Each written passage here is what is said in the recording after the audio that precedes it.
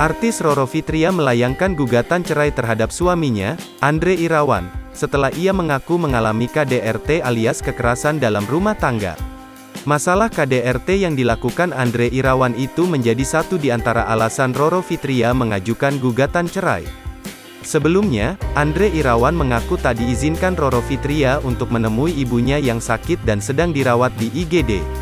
Roro, menurut dia, tak mengizinkannya karena ada kegiatan menjalani foto bayi mereka yang baru lahir.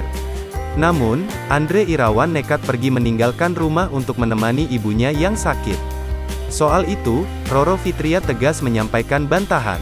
"Itu kamuflase dia aja," kata Roro Fitria dalam jumpa persnya di kawasan Cikini, Jakarta Pusat, Jumat, tanggal 16 September tahun 2022. Roro membenarkan kalau ibunda Andre jatuh sakit dan harus dirawat di rumah sakit. Tapi, ia sama sekali tidak pernah melarangnya. "Tapi saya dapat perlakuan kasar, saya dibentak dan diminta di rumah saja," ucapnya. Tapi, diakui Roro, ia menduga kalau Andre, suaminya tidak langsung menemani ibundanya ke rumah sakit, melainkan diduga mendatangi wanita lain.